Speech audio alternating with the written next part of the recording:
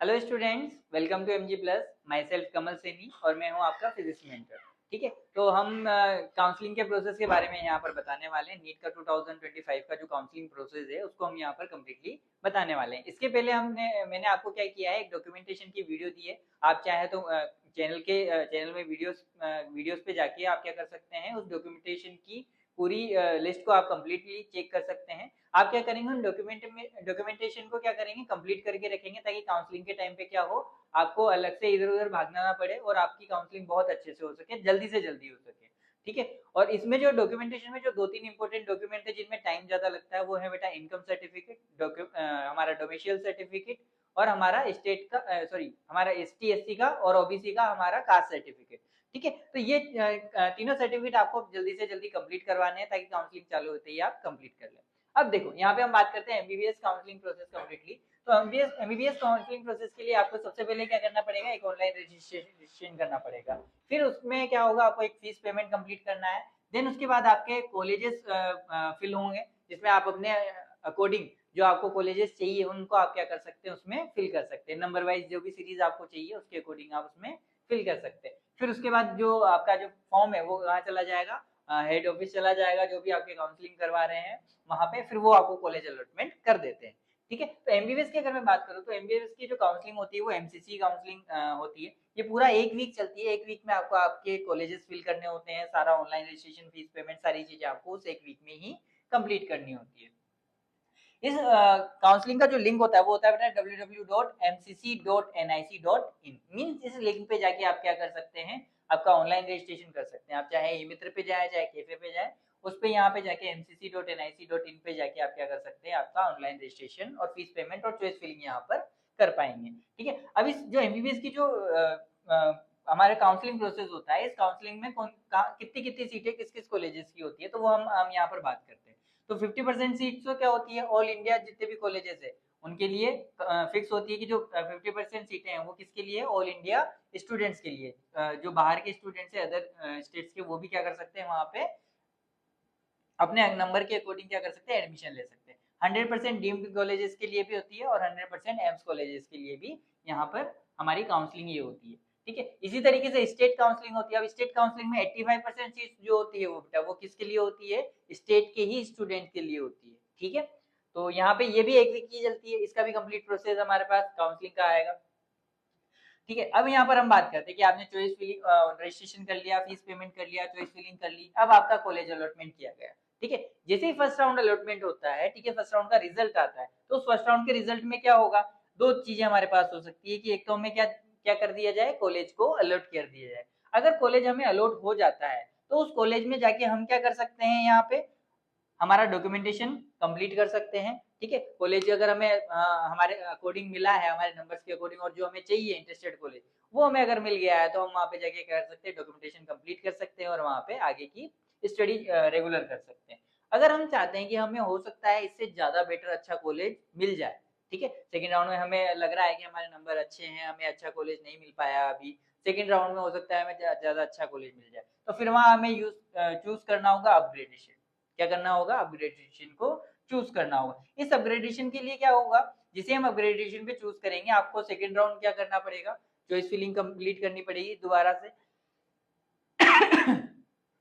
उसमें फिर से आपको कॉलेज अलॉट होगा। ठीक है, अपग्रेडेशन में क्या होगा, जो आपने फर्स्ट राउंड में जो चॉइस फिलिंग की थी वो सारी क्या हो जाएगी, नेग्लेक्ट हो जाएगी। ठीक है, उसमें से आपको कोई भी कॉलेजेस नहीं मिलेगा। आपको जब दोबारा चॉइस फिलिंग आप करेंगे अपग्रेडेशन राउंड में, तब उसी के अकॉर्डिंग आपको क्या मिलने वाला है, कॉलेज मिलने वाला है। इसलिए ध्यान रखना कि ऐसा नहीं है आपको वही चॉइस फिलिंग आपको करनी है। आपको क्या करना है, दोबारा से चॉइस फिलिंग आपको कंप्लीट करनी है।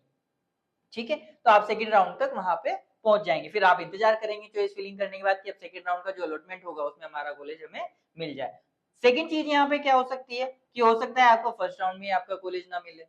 ठीक है, फर्स्ट राउंड में अगर आपका कॉलेज नहीं मिल रहा है और आप सेकंड राउंड में आप पार्टिसिपेट करना चाहते हैं, तो आपको क्या करना पड़ेगा, फिर से एक न्यू रजिस्ट्रेशन करना पड़ेगा।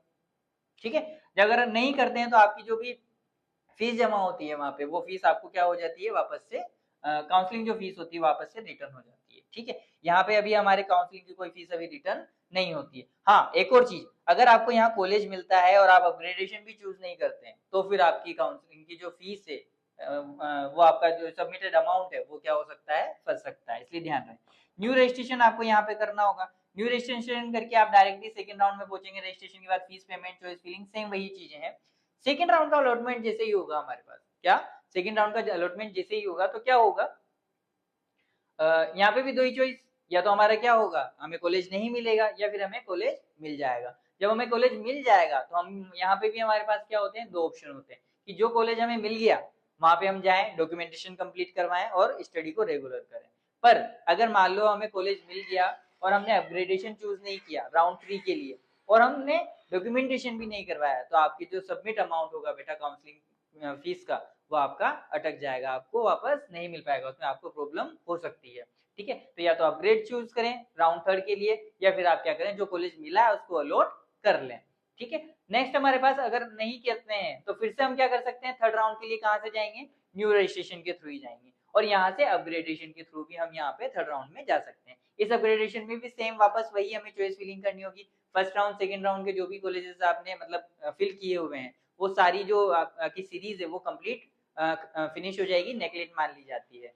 ठीक है, चलो अब देखो नेक्स्ट हमारे पास थर्ड राउंड।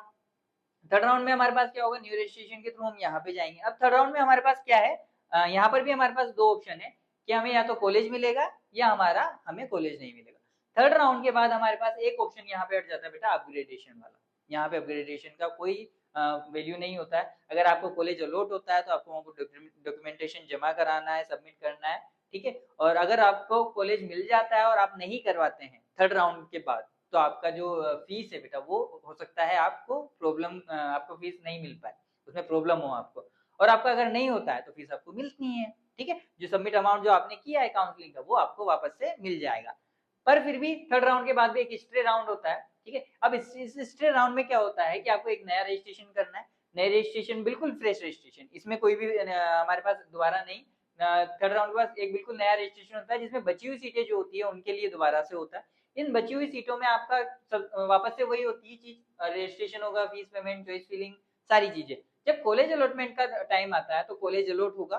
ठीक है, वो कॉलेज आपको अगर कॉलेज आपको मिल जाता है तो आपको वहां पे जाना ही होगा, उसको आप नेग्लेक्ट नहीं कर सकते। क्यों, क्योंकि अगर आपको यहाँ पे आपने कॉलेज के लिए मना किया है तो जो आपका सबमिट अमाउंट है वो तो क्या होगा, उसमें तो प्रॉब्लम आएगी आएगी, पर उसके साथ आप क्या कर सकते हैं, 1 साल के लिए नीट से डिस्क्वालीफाई भी हो सकते हैं। मतलब आपको नीट देने नहीं दिया जाएगा, कोई 1 साल तक के लिए आपको कोई कॉलेज अलॉटमेंट नहीं होगा। इसलिए स्टे राउंड के लिए स्पेशली हम ध्यान रखें। ठीक है, यहाँ तो हमारी पेमेंट का ही था, हमारा केवल फीस ही जो थी वो नहीं वापस आ रही थी, बट यहाँ पे हम क्या कर सकते, हमें क्या हो सकता है, डिस्क्वालीफाई भी किया जा सकता है नीट के लिए। अगर हमें यहाँ पे कॉलेज नहीं मिलता है तो हमें हमारी फीस तो मिलेगी ही सही। इसलिए स्टे राउंड में जो कॉलेज हमें मिला है उस कॉलेज पे हमें क्या करना है, बिल्कुल ही डॉक्यूमेंटेशन करना है और हमें आगे की स्टडी जो है वो रेगुलर करनी है। तो इस तरीके से हमारे बेटा ये कंप्लीट नीट 2025 का कंप्लीट प्रोसेस था काउंसलिंग का। इस प्रोसेस को आप अपना स्क्रीनशॉट ले लीजिए, चाहे आप कंप्लीटली आप देख लीजिए किस तरीके से आपको करवाना है, कहाँ पे करवाना है, सारी चीजें।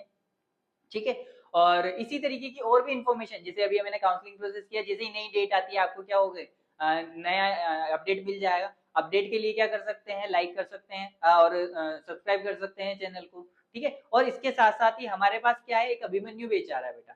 ठीक है, इस अभिमन्यु बैच का जब हम स्टार्ट कर रहे हैं तो क्या है, ये है 9th 10th और 11th 12th के लिए।